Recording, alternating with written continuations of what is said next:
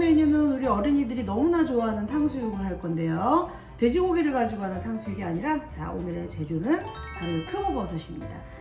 버섯 아이들이 별로 좋아하지 않는 메뉴죠. 근데 이 버섯을 맛있게 조리를 하면 마치 고기와 같은 식감을 가질 수가 있어요. 뿐만 아니라 요즘같이 힘든 시기에 우리 면역력을 또 길러야 되겠죠.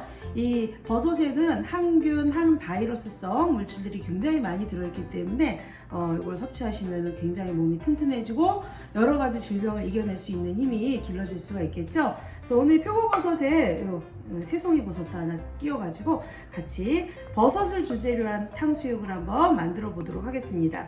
자, 우선 재료 먼저 소개를 할게요. 자, 표고버섯은 물에 불린 표고버섯을 쓰시면 안 되고요. 자, 이렇게 생표고버섯을 물에 씻지 마시고 일단 준비를 하시기 바랍니다. 이 새송이 버섯도 마찬가지로요. 준비를 하시고요. 자, 소스에 들어가는 양념으로 설탕, 식초, 간장이 들어가고요. 그 다음에 반죽에 쓰일 재료로 소금, 그 다음에 녹말가루, 그 다음에 식용유가 준비가 되어 있고요.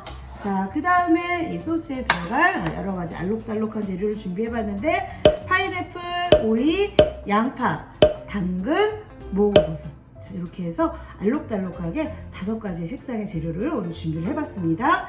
자, 그리고 이 표고버섯 탕수를 한다 하실 때 제일 먼저 준비를 해 놓으셔야 되는 것은 바로 이거예요. 자, 이게 뭘까요? 자, 이게 뭐냐면, 자, 이렇게 자세하게 비춰주시면 맑은 물 밑에 뭔가가 가라앉아 있는데요. 이게 전분이에요. 전분이라고 하는 것은 침전할 때 전자를 쓰죠. 분은 가루 분자를 써요. 가루가 침전해 있어요. 이걸 우리가 전분 또는 녹말가루라고도 얘기를 하죠. 자, 이거를 물에다 타 놓으시면 돼요. 그러니까 전분을 물에다가 타서 준비를 해 놓으시고 2-3시간 정도를 가라앉혀 놓게 되면, 움직이면 안 돼요. 이때는 2-3시간 정도 그대로 놔두게 되면은 전분은 딱딱하게 밑에 가라앉아요. 그래서 위에 맑은 물만 남게 되는데, 우리 위에 있는 맑은 물은 버리고 밑에 가라앉은 전분만 사용을 할 거예요. 자, 이렇게 전분을 가라앉혀 가지고 전분 앙금을 만들어서 쓰는 이유가 뭐냐면은, 그냥 전분 가루를, 마른 가루를 가지고 반죽할 때보다 이게 훨씬 반죽이 더 잘 부풀기도 하고 훨씬 더 바삭하고 쫀득한 맛을 주거든요. 그래서 이게 가라앉히는데 시간이 좀 걸리기 때문에 미리 해놓으시고, 쓰고 남는 것은 냉동실 보관해놨다 쓰셔도 됩니다. 그래서 이 가라앉힌 전분을 이용해가지고 오늘 맛있게 한번 표고버섯 탕수 한번 만들어 보도록 하겠습니다. 자, 우선은 이 전분물은 이렇게, 시간이 한참 지나면은 이렇게 윗물을 따라 버려도 밑에 전분이 그대로 남죠. 자, 이것을 우리가 전분 앙금이라고 얘기를 해서, 오늘같이 표고버섯 탕수뿐만 아니라 돼지고기를 가지고 탕수육을 한다 할 때도 이 전분, 가라앉힌 전분 앙금을 쓰시는 게 훨씬 좋습니다. 자, 이제 재료를 하나하나 손질을 해보도록 하겠습니다. 자, 일단은 오늘 이 생표고가 준비가 되어 있는데요. 이 생표고는 마치 스펀지와 같은 조직감을 가지고 있어요. 그래서 수분을 막 빨아들이기 때문에 이거를 물에 깨끗하게 씻는다고 씻어버리게 되면은 수분을 쫙 빨아들이면서 버섯이 가진 이 독특한 특유의 아주 향기로운 향이 많이 소실이 돼버려요. 그렇기 때문에 이건 물에 씻으시면 안 되고 솔로 잘 털어가지고 사용을 하시면 되겠어요. 자, 우선은 이 버섯의 기둥은 떼주세요. 버섯의 기둥은 좀 질기기 때문에 칼이나 가위를 이용해가지고 자, 이렇게 떼서 준비를 하시고, 작은 버섯은 그대로 쓰시면 되겠지만 대체로 표고버섯은 이렇게 크기가 좀 있기 때문에 등분을 좀 해보도록 할게요. 버섯 자체가 굉장히 깨끗한 환경에서 자라기 때문에 뭐 먼지가 그렇게 많다거나 그러진 않아요. 그래서 이 안쪽 주름 사이사이에 있는 먼지만 살살 털어서 사용을 하시면 되겠습니다. 자, 이렇게 해서 적당한 크기로 등분을 해주시면 되겠는데, 저는 한 4등분을 해볼까요? 이렇게 4등분 해보도록 하겠습니다.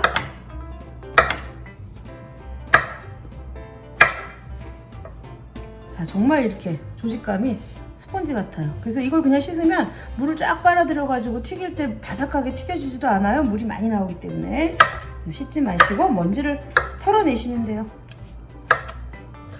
자, 이렇게 해서 표고버섯 준비를 해주시고, 그 다음에 새송이 버섯도 비슷한 크기로 이렇게 일단 반 갈라서 어슷어슷하게 한번 썰어볼까요? 어떤 버섯이든 신선한 버섯을 이용을 하시면 되겠어요. 자, 이렇게 해서 준비를 해두시고,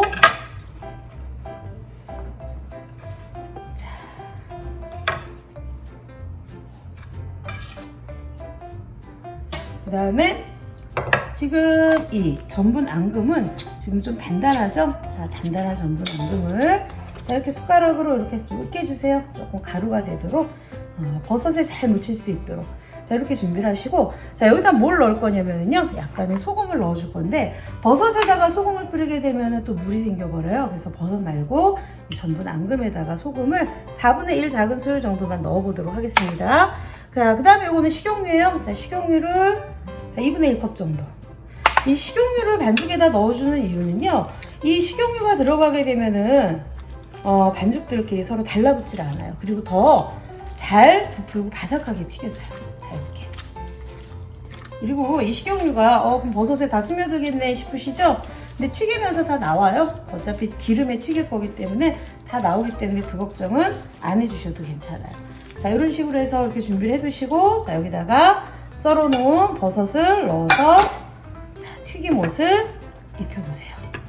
자, 이렇게 입혀주시고, 여기다가 조금 반죽이 질척하다 싶으시면은 마른 가루, 감자 전분 마른 가루를 살짝 섞어주셔도 되겠습니다.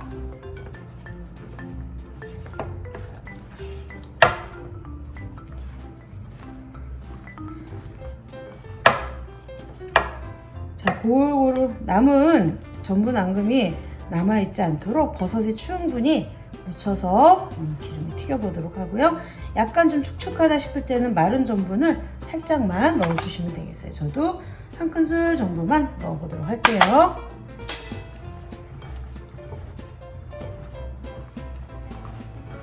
이때 버섯을 너무 손으로 세게 주무르시면 버섯이 부서질 수가 있겠죠? 자, 이렇게 해서 이 버섯은 한 180도 정도 온도로 달궈진 기름에 넣어서 2번을 튀길 거예요. 한 번 튀기면 잘 바삭하지가 않고요. 2번 정도 튀겨서 바삭하게 튀겨내 보도록 하겠습니다. 자, 기름의 온도가 어느 정도 올라왔는지 제가 아까 180도라고 얘기를 했는데 잘 모르시죠? 온도계를 가지고 재보면 좋겠지만 대부분은 이 기름 온도 재는 용도의 온도계가 없기 때문에 이럴 때는 내용물을 하나 넣어보시면 돼요. 내용물을 넣어서 바닥까지 가라앉았다가 한 5초 정도 뒤에 떠올라오는 정도 온도면 적당하다라고 할 수가 있겠는데, 버섯은 워낙에 가벼워가지고 금방 떠올라와요. 그럴 때는 지글지글하는 기포의 시점을 보시면 되겠죠? 자, 이때 이렇게 반죽으로 우리가 사용했던 전분 앙금을 표고버섯에 잘 밀착을 시켜가지고 넣어주시면 되겠습니다.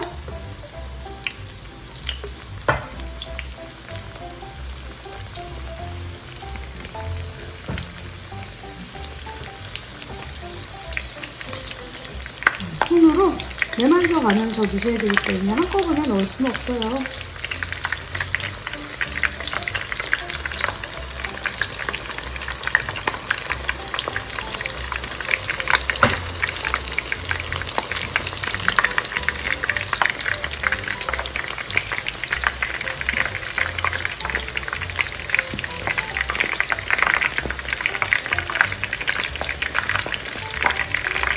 그 손으로 전분이 버섯에 꾹꾹 잘 묻어있고 손으로 꾹꾹 주면서 넣어주세요.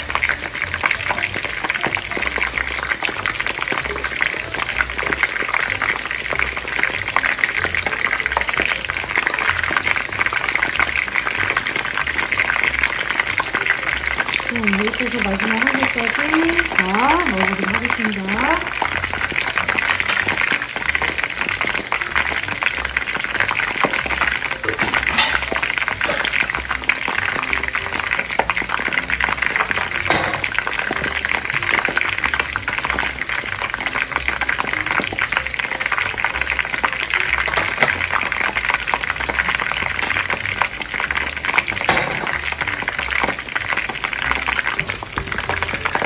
자, 이렇게 전체적으로 다 이제 하얗게 좀 튀겨졌는데요. 우리가 평소 옷으로 전분을 쓰는 이유가 밀가루는 너무 잘 타요. 높은 온도에서 튀기기 때문에 전분은 이렇게 오래 튀겨도 쉽게 타질 않죠. 자, 바삭하게 한 번 더 튀겨보도록 하겠습니다. 자, 일단은 처음에 한번 튀긴 거는 이렇게 건져내도록 하고요. 기름을 쭉 빼주세요. 기름에 들어갔다 나온 버섯은 수분이 빠지게 돼 있어요. 그래서 이거 오래 수분을 빼면 뺄수록 나중에 두 번째 튀길 때 훨씬 더 바삭하게 튀겨져요. 시간이 넉넉하면은 한두 시간 이 상태로 그냥 놔두셔도 좋고요. 그 정도의 시간이 없으시면은 한 1, 20분이라도 이렇게 좀 받쳐주시면은 되겠습니다. 이렇게 해서 수분이 좀 빠진 다음에 다시 한번 튀겨보도록 하겠습니다. 자, 이렇게 해서 충분히 수분이 빠진 버섯을 다시 한번, 두 번째는 한꺼번에 넣을 수가 있겠죠? 자, 그래서 다시 한번 튀겨보도록 하겠습니다. 처음보다는 소리가 좀 더 요란해요.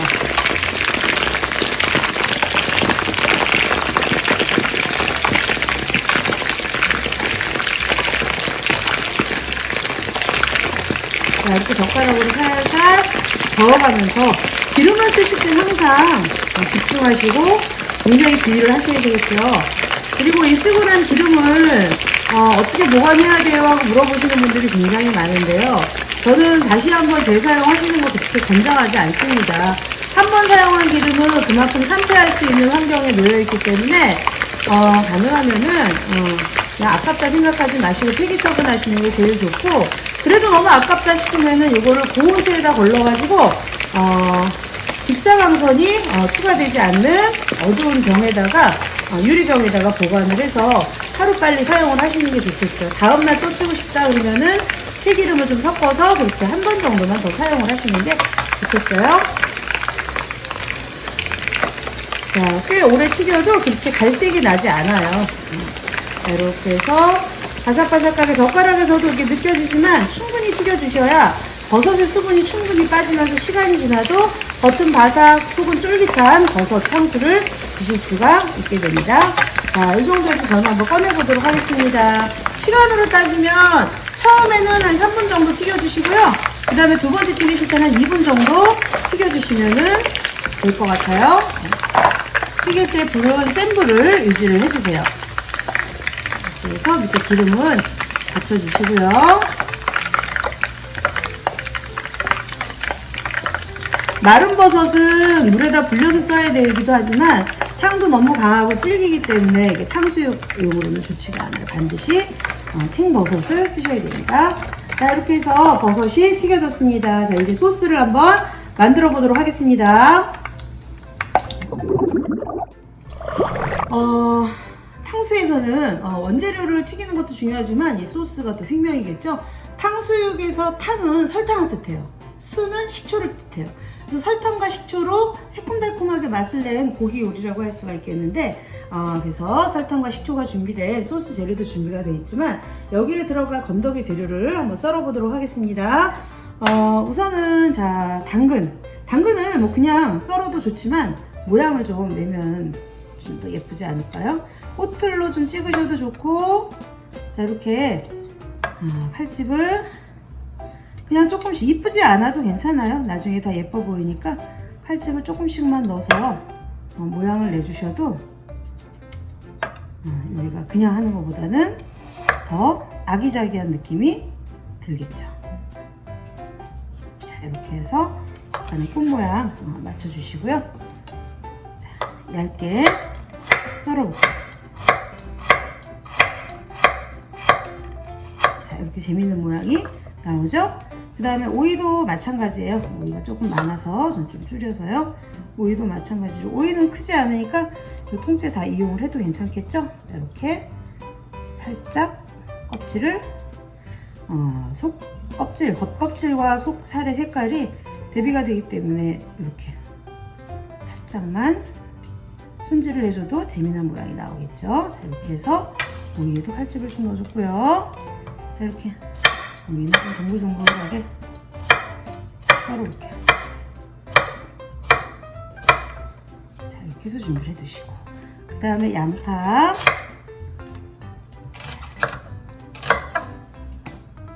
양파도 큼직큼직하게 썰어서 준비를 하시고, 그 다음에 목이버섯. 자, 소스에도 오늘 버섯이 들어가는데요. 자, 목이버섯은 말려있는 상태로 여러분들이 사실 수가 있는데, 따뜻한 물에 담가서 1시간 정도 놔두면 부드럽게 불겠죠? 쫄깃쫄깃한 식감이 일품이죠. 그래서 목이버섯을 손으로 적당히 찢어서 자, 이렇게 준비를 해두시면 되겠습니다. 자, 이렇게 준비된 재료를 가지고 탕수 소스를 한번 만들어 보도록 하겠는데요. 자, 탕수 소스는 바로 냄비에다가 그냥 준비를 해 두시면 되겠어요. 자, 물을 한 컵, 자, 200ml 한 컵을 기준으로 하셔야 되고요. 자, 물 200ml 한 컵에다가 자, 설탕이 하나, 둘, 셋, 4큰술. 식초는 설탕의 절반이 들어갑니다. 하나, 2큰술. 그리고 간장은 1큰술. 자, 이렇게 하면은요, 탕소스의 간이 아주 딱 맞아요. 자, 이렇게 해서 한 소끔 끓여서 설탕이 완전히 녹게 해주세요. 자, 저는 여기 파인애플이 하나 남아있어서 마저 썰어보도록 할게요. 통조림 파인애플을 준비를 하시면 되겠어요. 한 6등분 정도 해서 준비를 해보도록 하겠습니다. 자, 이렇게 해서 준비를 해두시고, 자, 일단은 이 소스는 한번 끓으면, 오래 끓이지는 마시고요. 한 소끔 끓어오르면은 그때 준비된 재료들을 넣어서 다시 한번 끓여주시면 되겠고요. 탕수 소스는 걸쭉한 농도를 가지고 있죠. 그 걸쭉한 농도는 물롱말을 만들어 보도록 하겠습니다. 자, 일단 조금 끓는 걸 기다려 보도록 할까요?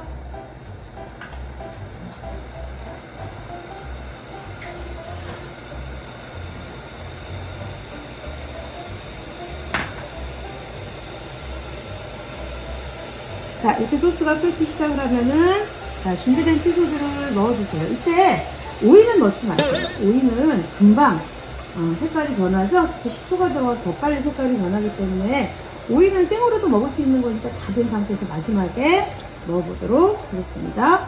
자, 이렇게 준비된 채소들을 넣어주시고요. 그 다음에 물롱말. 자, 물롱말은 감자 전분, 옥수수 전분 안 되고요. 감자 전분을 쓰세요. 감자 전분은 1큰술, 그리고 한 3분의 1큰술 정도만 더 넣어주세요. 1큰술에서 약간만 여유있게 하시면 됩니다. 물하고 전분은 동량으로 맞춰주시면 되겠고요. 우리가 흔히 물롱말이라고 얘기를 하는 건데, 자, 이 물롱말이 소스를 걸쭉하게 농도를 내주는 역할을 할 겁니다.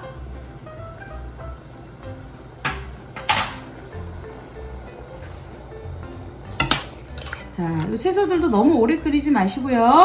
그냥 한 소끔만 끓으면은 물롱말을 넣어서 마무리를 해주시면 되겠습니다.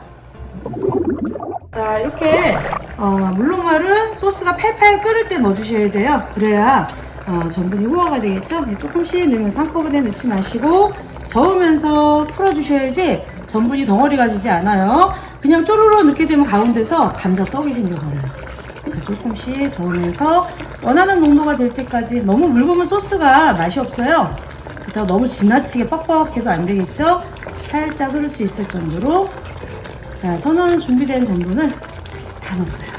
이렇게 걸쭉하게 농도가 나왔어요. 그만 끓이시면 돼요. 이제 소스가 다 된 거고, 여기다 마지막에 오이를 넣으면은 조금이라도 이 오이의 파릇한 색깔이 유지가 될 수가 있겠죠. 자, 이렇게 해서 탕수 소스가 완성이 됐는데요. 자, 그럼 이제 그릇에 한번 담아 보도록 할까요? 자, 이렇게 튀겨낸 버섯을 접시에다 풍성하게 한번 담아 보도록 하고요. 자, 여러분들은 찍먹이세요? 부먹이세요? 찍먹이 될 수도 있고 부먹이 될 수도 있겠죠? 혹시라도 찍어 드시는 거 좋아하시는 분들을 위해서 소스를 따로 이렇게 곁들여도 괜찮겠고요. 근데 원래 탕수육은 부어서 드시는 거예요. 찍먹이라는 게 원래는 없는데, 근데 우리는 우리 입맛에 맞게, 그냥 우리 취향에 맞게 그냥 하면 되겠죠. 꼭 그걸 따라할 필요는 없겠고. 자, 오늘 여기다 소스를 좀 부어야 색깔이 좀 예쁘게 나니까 저는 또 소스를 골고루 한번 부어보도록 하겠습니다.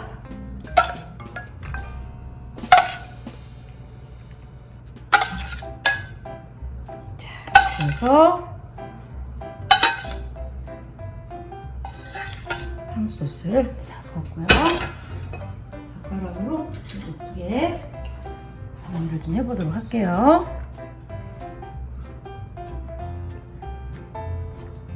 자, 알록달록하게 색깔이 어우러지게. 이 알록달록하게 색깔이 어우러진 재료들 자체도 항산화 물질이 많은 그런 굉장히 중요한 영양소를 갖고 있기 때문에 면역력 강화에는 더없이 좋은 궁합이라고 할 수가 있겠죠? 자, 이렇게 해서 오늘의 요리 표고버섯 탕수가 완성이 되었습니다. 자, 오늘은 중랑구 급식지원센터의 어머님들을 위해서 이렇게 요리를 만들어 봤습니다. 지금 표고버섯 탕수를 한번 만들어 봤는데요.